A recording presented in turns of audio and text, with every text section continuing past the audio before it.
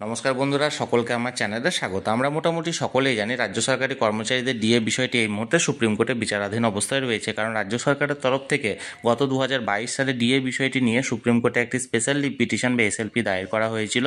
সেটির পরবর্তী শুনানি আগামী মার্চ মাসের মাঝামাঝির দিকে স্থির করা রয়েছে। কিন্তু এই শুনানির ঠিক আগে অন্যতম মামলাকারী সংগঠন ইউনিটি ফোরামের তরফ থেকে এই মামলা অর্থাৎ ডিএ মামলাটি সুপ্রিম কোর্টে কেন বারবার পিছিয়ে যাচ্ছে সেটি নিয়ে বেশ কিছু চাঞ্চল্যকর তথ্য উপস্থাপন করা হয়েছে। কি বলা হয়েছে ইউনিটি ফোরামের তরফ থেকে আজকের ভিডিওতে আমরা বিস্তারিতভাবে সরাসরি জেনে নেব।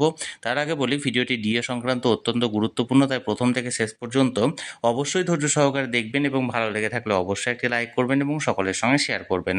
আর সেই সাথে চ্যানেলে যদি প্রথমবার হয়ে থাকেন এরকমই ইনফরমেটিভ ভিডিও আরও দেখার জন্য যারা এখনও পর্যন্ত চ্যানেলটিকে সাবস্ক্রাইব করেননি তারা অবশ্যই চ্যানেলটিকে সাবস্ক্রাইব করে নিতে ভুলবেন না। তাহলে চলুন আমরা বিস্তারিত দেখে নিই। দেখুন, ইউনিটি ফোরামের তরফ থেকে জানানো হয়েছে 2018 সালে হাইকোর্টে ডিএ মামলা চলাকালীন শুনানিতে পশ্চিমবঙ্গ সরকার বলেছিলেন 100% ডিএ দেওয়া হয়ে গিয়েছে। তখন কর্মচারীদের তরফে পাল্টা বলা হয় পাওনা ডিএর পরিমাণ তখন 125%। ফলে আদালতের নির্দেশে 2018 সালের জুন মাসের নোটিফিকেশনে এককালীন 25% ডিএ ঘোষিত হয়। তারপরে 26শে জুলাই 2019 তারিখে স্যাটের রায়ে বছরে অন্ততপক্ষে দুবার এআইসিপিআই এর ভিত্তিতে অর্থাৎ অল ইন্ডিয়া কনজিউমার প্রাইস ইন্ডেক্সের ভিত্তিতে ডিএ ঘোষণা করার রায় হাতে আমরা দেখি রোপা 2019-এ ডিএ অন্তর্ধান হয়েছে এবং জানুয়ারি 2020 থেকে সকলের বেতন শুরু হয় ডিএ ছাড়া। পরবর্তীতে ডিসেম্বর 2020, ফেব্রুয়ারি 2023 এবং ডিসেম্বর 2023-এ পরপর 3টি ডিএ নোটিফিকেশনে ষষ্ঠ পে কমিশনের ডিএ প্রসঙ্গের উল্লেখ করা হয়।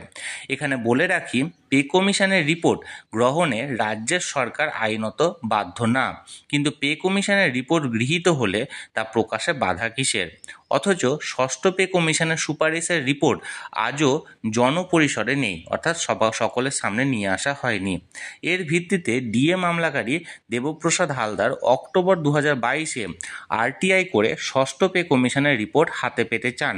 আরটিআই আবেদনে না পেতে শ্রী হালদার কলকাতা হাইকোর্টে 2023 সালের অক্টোবরে মামলা জেতেন।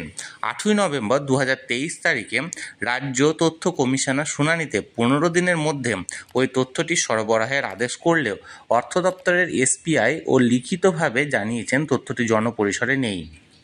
আগামী 28শে ফেব্রুয়ারি 2023 তারিখের শুনানির পরে আদালত অবমাননা মামলার প্রস্তুতি চলছে। খেয়াল করুন, ডিএ মামলার এসএলপিতে রাজ্যের সরকার বলেন ডিএ কোনো আইনে বা সার্ভিসের রুলে নেই। পশ্চিমবঙ্গ সরকার এসএলপির 491 থেকে 522 পৃষ্ঠায় রোপা 2019 জমা করেন।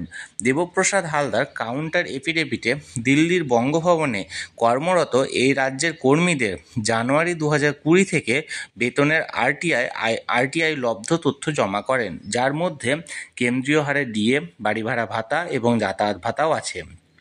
এরপর 14ই জুলাই 2023 তারিখে সুপ্রিম কোর্টে ডিএ মামলার আদেশে বলা হয় রাজ্যের সরকারি কর্মীদের ডিয়ারনেস অ্যালাউন্স এবং আদার অ্যালাউন্সেসের এক্সটেন্সিভ কনসিডারেশন হবে। ডিএ মামলায় আদার অ্যালাউন্সেস এর আগে কখনো ছিল না। শেষতম রাজ্য বাজেটে 4% ডিএর প্রসঙ্গ রাজ্য সরকার কর্মীদের ডিএকে আবার আইনের পরিসরে নিয়ে এসছে। বাজেট বা ফিনান্স বিল বিধানসভায় গৃহীত হলে আইনে পরিণত হবে, অথবা বিরোধীদের কোনো কাটমোশন বিধানসভায় পাশ হলে সরকারের পতন ঘটবে।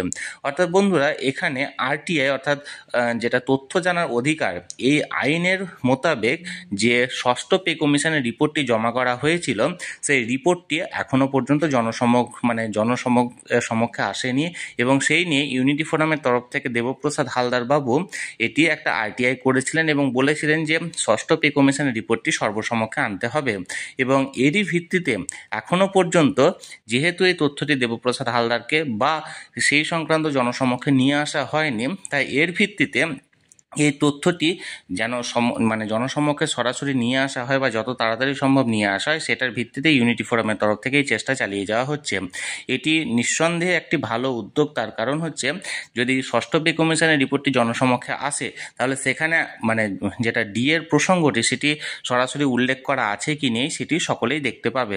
যে ইউনিটি ফোরামের তরফ থেকে যে তথ্যটি এখানে দেওয়া হয়েছিল সেটি সরাসরি আমি আপনাদের সঙ্গে শেয়ার করলাম। এই নিয়ে যদি কোনো আপনাদের মতামত বা কোনো প্রশ্ন থেকে থাকে আমাকে অবশ্যই কমেন্ট করে জানাতে পারেন। আর এই ভিডিওটি ভালো লেগে থাকলে অবশ্যই একটি লাইক করুন এবং সকলের সঙ্গে শেয়ার করুন। সেই সাথে চ্যানেলে যদি প্রথমবার হয়ে থাকেন এইরকমই ইনফরমেটিভ ভিডিও আরও দেখার জন্য যারা এখনও পর্যন্ত চ্যানেলটিকে সাবস্ক্রাইব করেনি তারা অবশ্যই চ্যানেলটিকে সাবস্ক্রাইব করে রাখুন।